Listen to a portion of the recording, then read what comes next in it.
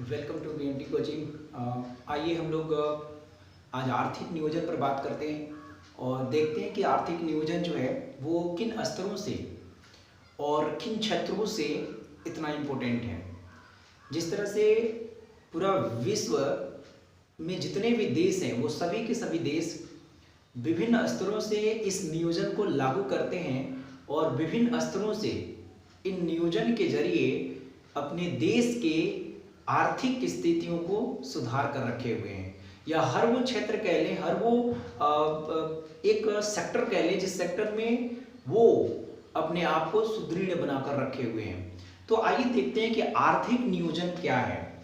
ये आर्थिक नियोजन यानी इकोनॉमिक्स जो प्लानिंग है, इकोनॉमिक प्लानिंग वो क्या है और किन किन स्तरों से जो इकोनॉमिक्स प्लान है या जो इकोनॉमिक प्लानिंग है वो कार्य करता है। तो सबसे पहले तो ये जानिए कि ये है क्या, इकोनॉमिक जो प्लानिंग है वो है क्या।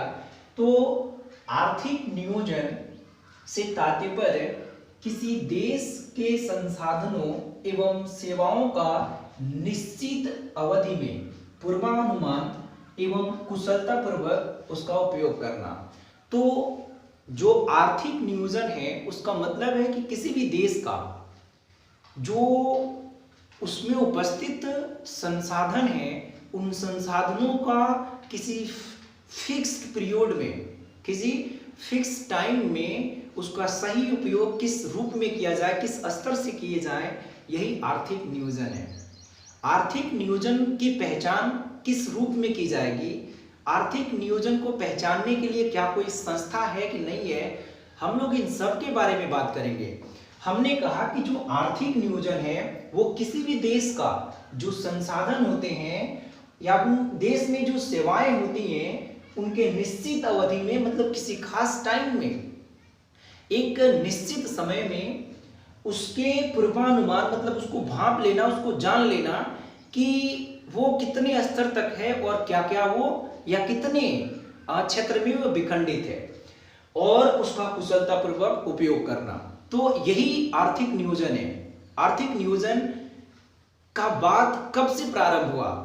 तो वैश्विक स्तर पर जो आर्थिक नियोजन है ये तब सामने आई जब 1929 में अमेरिका में एक आर्थिक मंदी, एक ऐसी मंदी आई जिस मंदी ने इस आर्थिक नियोजन नामक शब्द को दुनिया के सामने एक प्रस्ताव के रूप में रख दिया।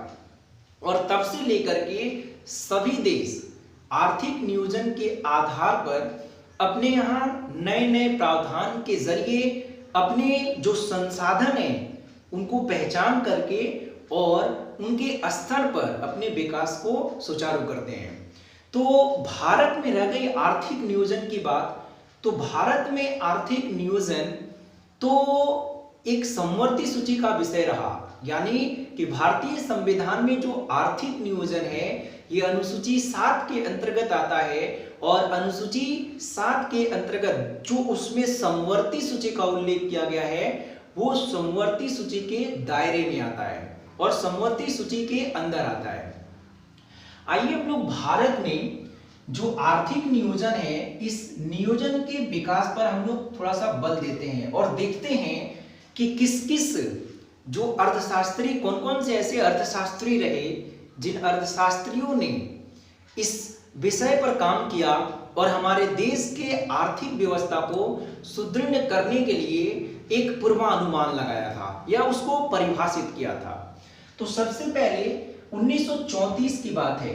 1934 में भारत में नियोजन की पहली रूपरेखा एम विश्वेश्वरैया ने अपनी पुस्तक प्लान्ड इकोनॉमी फॉर इंडिया में प्रदर्शित किया।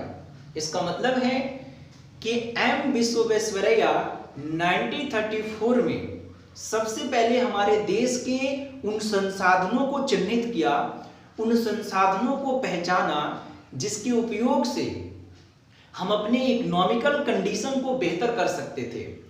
तो एम विश्वेश्वरैया जो 1934 में प्लान्ड इकोनॉमी फॉर इंडिया नामक पुस्तक की रचना की और उसमें या उस पुस्तक में उन जगहों को चिन्हित किया, उन संसाधनों को चिन्हित किया, उन सेवाओं को चिन्हित किया जिनके जरिए हमारा आर्थिक नियोजन सुदृढ़ हो सकता था।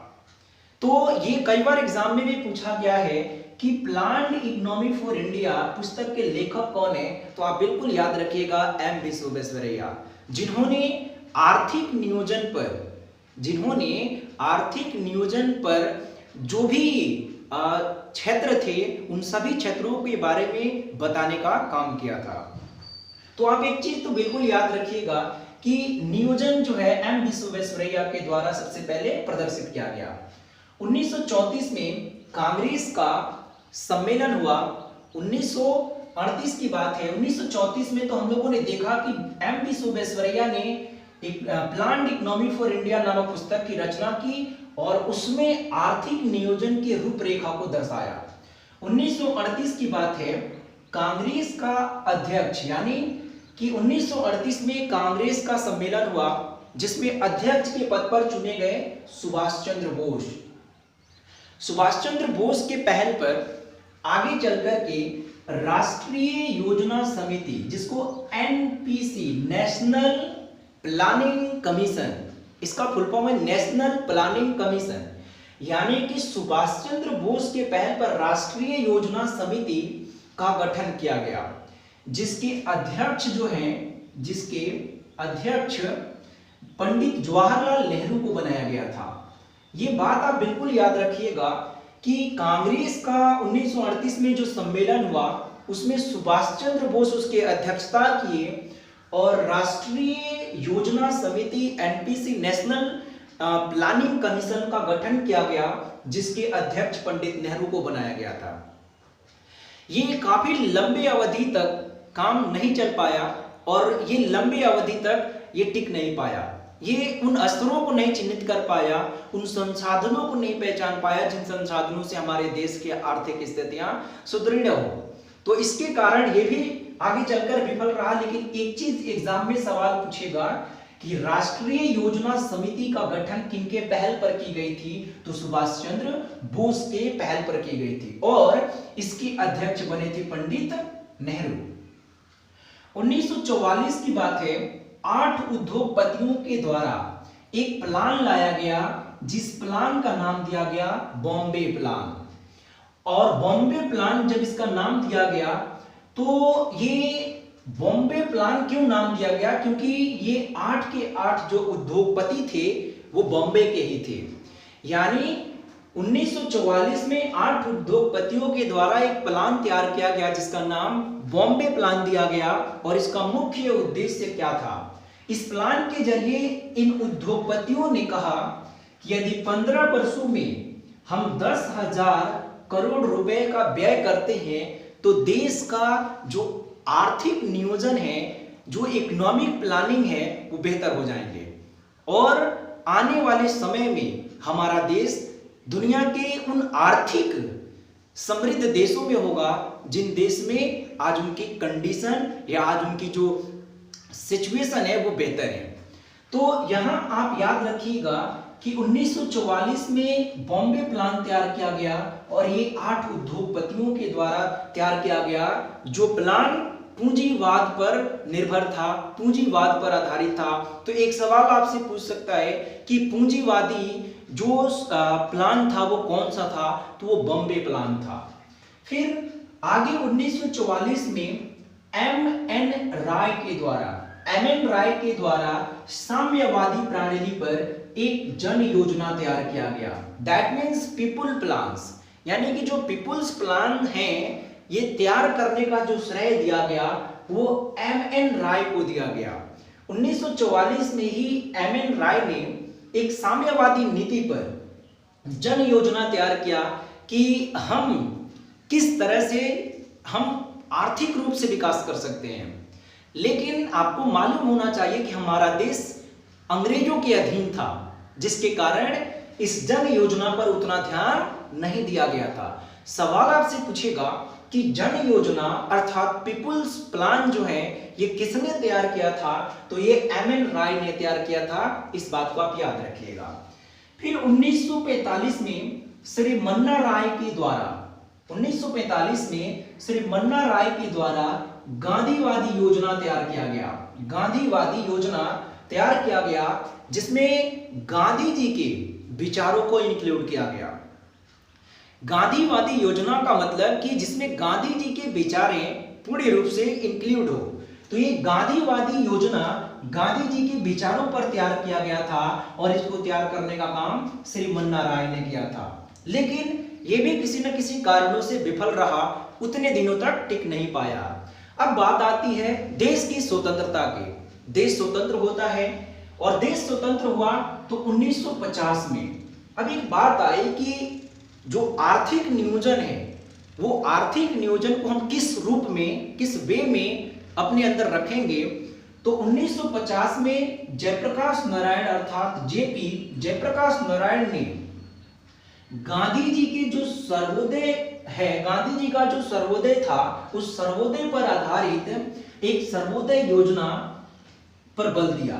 यानी कि 1950 में जेपी अर्थात जयप्रकाश नारायण ने गांधी जी के सर्वोदय पर आधारित जो विचारधाराएं थी, उन्हीं विचारधाराओं पर एक सर्वोदय योजना तैयार किया और उस सर्वोदय योजना को सरकार के पहल पर रखने का काम किया। लेकिन सरकार उस समय इनकी बातों को नहीं मानी थी। तो आइए एक बार रिकॉल करते हैं, इनको याद कैसे करिएगा। ये भारत में जो नियोजन की प्रक्रिया है, सिलसिला है, वो बहुत कठिन नहीं है, बहुत आसान है। 1934 में एम विश्वेश्वरैया ने अपनी पुस्तक प्लान्ड इकोनॉमी फॉर इंडिया में भारत के आर्थिक नियोजन के रूपरेखा तैयार किया। ये बहुत ही आसान है। 1938 के कांग्रेस का जो सम्मेलन हुआ उसमें अध्यक्ष के पद पर चुने गए थे सुभाष चंद्र बोस, या 1938 के कांग्रेस के सम्मेलन की अध्यक्षता सुभाष चंद्र बोस ने किया, जिसमें राष्ट्रीय योजना समिति अर्थात एनपीसी नेशनल प्लानिंग कमीशन की गठन की गई थी और इसके अध्यक्ष पंडित नेहरू को बनाया गया था।